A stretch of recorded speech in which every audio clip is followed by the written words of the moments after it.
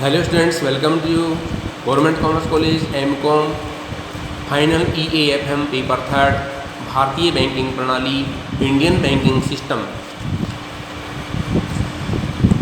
Chapter भारतीय reserve bank एवं भारत की मौद्रिक नीति सब पॉइंट फंक्शन ऑफ RBI और जिसमें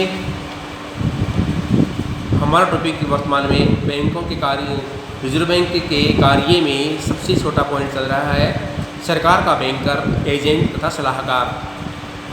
banker agent and adviser of the government. भारतीय रिजर्व बैंक बैंकों का बैंक के रूप में कार्य करता है। जिस प्रकार हम बैंकों में लेन देन करते हैं उसी प्रकार बैंक RBI से लेन देन करता है। जो बर्ताव बैंक हमारे साथ जनता के साथ में करता है वही बर्ताव RBI बैंकों के साथ में करता है। बैंकों को समय समय पर धन देता है, उनके धन को जमा करता है, उनकी सिक्योरिटी प्रदान करता है और उनकी जो प्रॉब्लम्स होती है उनको सोल्यूशन करने का कार्य भी करता है। ऐसे ही बैंक सरकार के बैंकर के रूप में भी कार्य करता है। तो यह है सरकार के बैंकर के रूप में कार्य कैसे करता है, जिसके लिए अध्ययन करते हैं। तो भारतीय रिजर्व बैंक अधिनियम 1934 की धारा 20 एवं 21 के अनुसार रिजर्व बैंक केंद्र सरकार का तथा 21A के अनुसार राज्य सरकारों के बैंक के रूप में कार्य करता है। इसके द्वारा इस संदर्भ में अन्य छोटे छोटे कार्य जो आपको दिए गए हैं इस प्रकार से हैं कि केंद्रीय तथा राज्य सरकारों के खाते रिजर्व बैंक में खोले जाते हैं जिनकी देखरेख RBI स्वयं करता है। B केंद्रीय तथा राज्य सरकारों की समस्त आय प्राप्त की जाती है तथा समस्त भुगतान किए जाते हैं।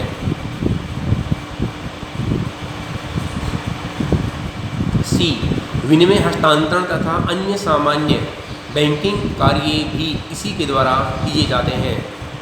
D यह केंद्रीय तथा राज्य सरकारों को अल्पकालीन ऋण भी देता है। ये दो प्रकार से सरकारों को ऋण उपलब्ध करवाता है। जैसे एक केंद्र सरकार को 3 मास के लिए कोषागार विपत्रों का व्यापारिक बैंकों, राज्य सरकारों तथा अन्य अनुमोदित संस्थाओं को बेचकर, और दूसरा कार्य है अस्थायी ऋणों के द्वारा कोषागार विपत्र कटौती पर बेचे जाते हैं। रिजर्व बैंक अपने इस कार्य को केंद्रीय सरकार के कोषागार नियमों, राज्य सरकार के कोषागार नियमों तथा केंद्रीय सरकार एवं राज्य सरकारों के महालेखापालों पर समय समय पर दिए गए निर्देशों के अनुसार कार्य करता है। इस कार्य के लिए अहमदाबाद, नई दिल्ली, पटना, बेंगलोर, भुवनेश्वर, मुंबई, कोलकाता, हैदराबाद, कानपुर, नागपुर, चेन्नई सार्वजनिक लेखापाल विभाग के कार्यालय खोले जाते हैं। जहाँ ये विभाग नहीं है वहाँ स्टेट बैंक तथा इनके सहयोगी बैंक एजेंट के रूप में कार्य कर रहे हैं। तो इन कार्यों में जैसे हमारे पास आता है एक सरकारी प्रतिनिधित्व, गवर्नमेंट रिप्रेजेंटेटिव। रिजर्व बैंक सरकार के प्रतिनिधि के रूप में केंद्रीय सरकार के लिए सार्वजनिक ऋण की व्यवस्था करने का कार्य करता है। रिजर्व बैंक जनता से ऋण लेने की योजना बनाता है, ऋण पर दिए जाने वाले ब्याज, अवधि, भुगतान आदि का प्रबंध करता है। इस कार्य के लिए रिजर्व बैंक को बहुत प्रबंधकीय व्यय एवं परिश्रम करना पड़ता है। इस कारण रिजर्व बैंक को ₹1 की ऋण व्यवस्था पर 2000 रुपये प्रति वर्ष की दर से कमीशन प्राप्त होता है। B केंद्रीय तथा राज्य सरकारी खातों में विदेशों से किए गए आयातों के भुगतान के लिए विदेशी विनिमय की व्यवस्था करता है।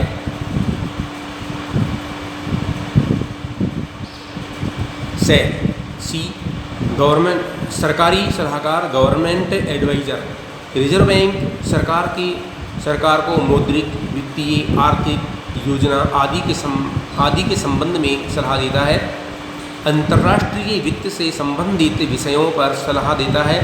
इसके साथ ही वित्तीय बाजारों में हुए परिवर्तनों के संबंध में भी सूचना देता है। बैंकों के बैंक के रूप में रिजर्व बैंक इस प्रकार से कार्य करता है। नंबर तीसरा है इसका, जैसे एक लाइसेंस देने का कार्य करता है। नंबर 1 है लाइसेंस। रिजर्व बैंक बैंकों की स्थापना के लिए लाइसेंस देता है। यह लाइसेंस तभी देता है जब वह संतुष्ट हो जाए कि संबंधित बैंक में जमाकर्ताओं के हितों की रक्षा, वर्तमान तथा भावी भुगतानों की समर्थता तथा बैंकों के हित में हो। वर्तमान में तो शाखा स्थापना के लिए भी रिजर्व बैंक की अनुमति लेना अनिवार्य होता है। प्रबंध एवं संचालन, management and operation. Reserve bank अधिनियम 1934 की धारा 10 के अनुसार किसी बैंक के संचालन तथा प्रबंध को हटा सकता है जिसे यह अवांछित समझता है। इसी प्रकार बैंकों के अनुचित विस्तार को रोकने के लिए रिजर्व बैंक को व्यापक अधिकार प्रदान किए गए हैं। सी, नकद कोषानुपात, cash reserve ratio. Reserve bank के पास 28 फरवरी 1984 से सभी बैंकों को अपनी जमाओं का 9.5% भाग जमा करवाना होता है। रिजर्व बैंक 3% से अधिक जमाओं पर 10% की दर से ब्याज देता है और सन 1956 के संशोधन के आधार पर रिजर्व बैंक इस प्रतिशत को 15% तक बढ़ाने का अधिकारी बन गया है। डी, अंतिम ऋणदाता, lender of the last reserve. Reserve bank आर्थिक संकट के समय बैंकों के लिए अंतिम ऋणदाता का दायित्व निभाता है। ये ऋण सुविधाएं 17(2)(a) के अंतर्गत प्रथम श्रेणी के व्यावसायिक विनिमय पत्रों या प्रतिज्ञा पत्रों का क्रय विक्रय तथा पुनर्कटौती करके करता है। धारा 17(2)(b) के अंतर्गत मौसमी कृषि कार्यों तथा कृषि पदार्थों के विपणन के लिए वित्त प्रदान करने से संबंधित प्रथम श्रेणी के विनिमय बिलों या प्रतिज्ञा पत्रों का क्रय विक्रय तथा पुनर्कटौती करके प्रदान किया जाता है। इसके अतिरिक्त धारा 17C तथा धारा 17C तथा धारा 17(4) के अंतर्गत भी कुछ वित्तीय सहायता प्रदान करता है। रिजर्व बैंक बैंकों को ये ऋण सुविधा तभी प्रदान करता है जबकि उसे किसी अन्य स्रोत से ऋण प्राप्त नहीं होता है। इस कारण ही रिजर्व बैंक को अंतिम ऋणदाता भी कहा जाता है। यह क्लियरिंग अरेंजमेंट, समाशोधन व्यवस्था। रिजर्व बैंक बैंकों का बैंक तथा अंतिम ऋणदाता होने के कारण बैंकों के पारस्परिक भुगतानों को निपटाने के लिए यह समाशोधन गृह का भी कार्य करता है। आज रिजर्व बैंक के 98 समाशोधन गृह बैंकों के भुगतानों का अविलंब निपटारा केवल हिसाब किताब की प्रविष्टि से ही कर देते हैं। निरीक्षण, इंस्पेक्शन। बैंकिंग अधिनियम की धारा 35 के अनुसार रिजर्व बैंक को किसी भी समय किसी भी बैंक का निरीक्षण करने का अधिकार है।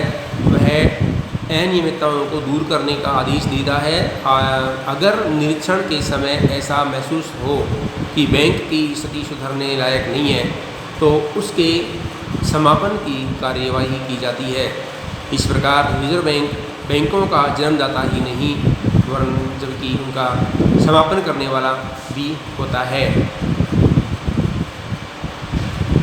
अब आता है टॉपिक नंबर 4, विदेशी विनिमय व्यवस्था एवं विनिमय नियंत्रण।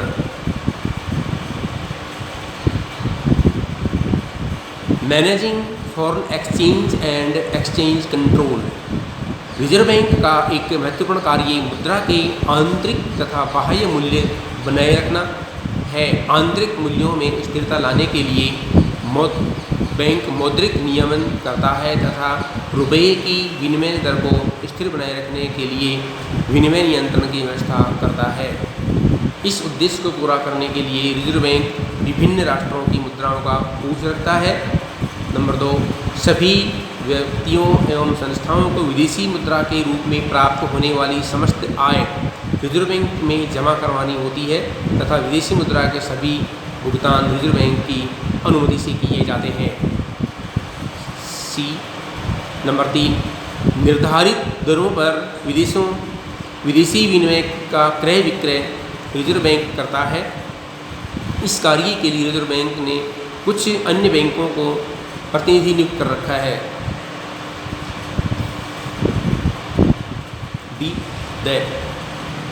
विनिमय नियंत्रण के लिए रिजर्व बैंक ने एक पृथक विनिमय नियंत्रण विभाग खोला हुआ है। उसके बाद आता है मेन टॉपिक नंबर 5, साख नियंत्रण credit control by RBI।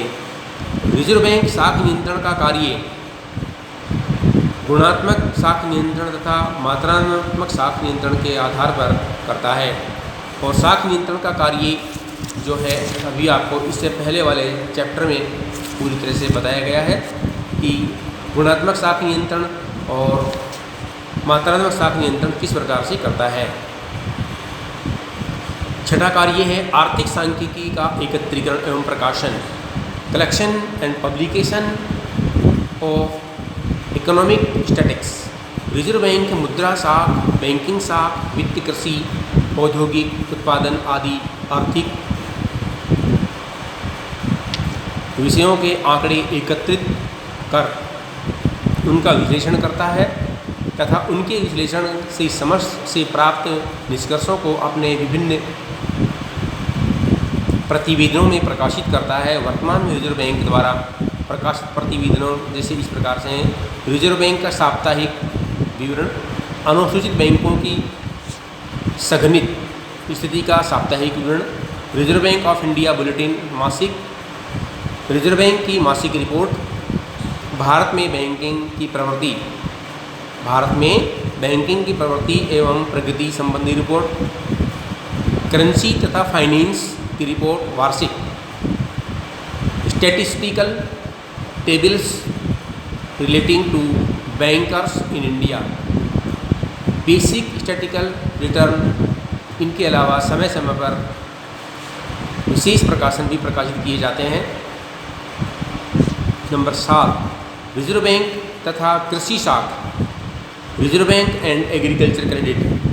Bharat जैसे कृषि प्रधान विकासशील अर्थव्यवस्था वाले देश में कृषि वित्त की व्यवस्था करने का कार्य रिजर्व बैंक पर था। इस कार्य के लिए सर्वप्रथम रिजर्व बैंक में एक कृषि वित्त विभाग की स्थापना की गई थी।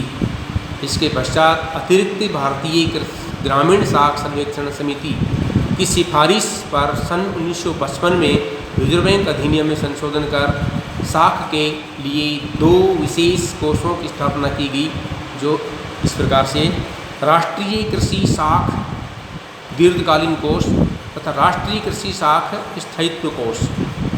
प्रथम कोष ने रिजर्व बैंक राज्य सरकारों को सहकारी साख संस्थाओं की पूंजी में हिस्सा लेने के लिए 20 वर्ष तक की अवधि तक का ऋण देता था तथा भूमि बंधक बैंकों को 15 महीने से 5 वर्ष तक के मध्यकालीन ऋण दिए जाते थे, जबकि दूसरे कोषों में राज्य सहकारी बैंकों को मध्यकालीन ऋण दिए जाते थे। 12 जुलाई 1982 को रिजर्व बैंक ने कृषि वित्त संबंधी समस्त कार्यभार नवनिर्मित राष्ट्रीय कृषि एवं ग्रामीण विकास बैंक नाबार्ड को इसका कार्यभार सौंप दिया गया। इसके बाद कृषि वित्त संबंधी सभी कार्य इसी बैंक के द्वारा किए जा रहे हैं। राष्ट्रीय कृषि साख दीर्घकालीन कोष के 1205 करोड़ रुपए तथा राष्ट्रीय कृषि साख स्थायित्व कृषि के 440 करोड़ रुपए इसको हस्तांतरित कर दिए गए थे। तो ये नाबार्ड के पास चला गया। 8वां पॉइंट आता है आपका रिजर्व बैंक तथा औद्योगिक वित्त व्यवस्था। रिजर्व बैंक तथा औद्योगिक वित्त व्यवस्था। रिजर्व बैंक औद्योगिक वित्त की आवश्यकता को पूरा करने के लिए सन 1957 में रिजर्व बैंक ने एक औद्योगिक वित्त विभाग की स्थापना की है, जो उद्योगों को दीर्घकालीन वित्त तथा ऋण अग्रिम की व्यवस्था करता है। इसके अलावा रिजर्व बैंक औद्योगिक वित्त निगम की प्रारंभिक पूंजी की व्यवस्था करता है तथा उद्योगों के विकास के लिए औद्योगिक विकास बैंक की स्थापना में उसने योगदान दिया है। इसके साथ ही औद्योगिक दीर्घकालीन ऋणों के लिए एक विशेष राष्ट्रीय औद्योगिक साख दीर्घकालीन कोष की स्थापना वर्ष 1974 में की है। लघु उद्योगों को ऋण देने के लिए व्यापारिक बैंकों को प्रोत्साहन देने के लिए 1960 में गारंटी योजना प्रारंभ की है। इस प्रकार रिजर्व बैंक औद्योगिक वित्त में अप्रत्यक्ष सहायता प्रदान करके अपना महत्वपूर्ण योगदान दे रहा है। उसके बाद में आता है अन्य कार्य, other functions by RBI. Reserve bank केंद्र तथा राज्य सरकारों को 80 दिन में अल्पकालीन ऋण की सुविधा देता है तथा उन्हें विकास की सुविधा भी प्रदान करता है।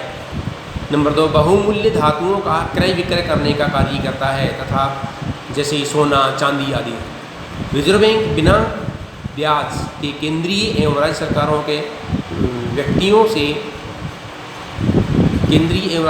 के निक्षेप स्वीकार करता है। विदेशी बैंकों में खाता खोलने तथा विदेशी बैंकों को अपना अभिकर्ता नियुक्त करने का कार्य भी रिजर्व बैंक करता है। देश में हुंडी बाजार योजना चालू करने का श्रेय भी रिजर्व बैंक को प्राप्त है। कृषि पुनर्वित्त निगम तथा औद्योगिक साख एवं विनियोग निगम को आर्थिक सहायता प्रदान करता है। इन दोनों संस्थाओं के एकत्रीकरण के बाद भी आर्थिक सहायता प्रदान कर रहा है। ये हैं हमारे रिजर्व बैंक के कार्य। धन्यवाद।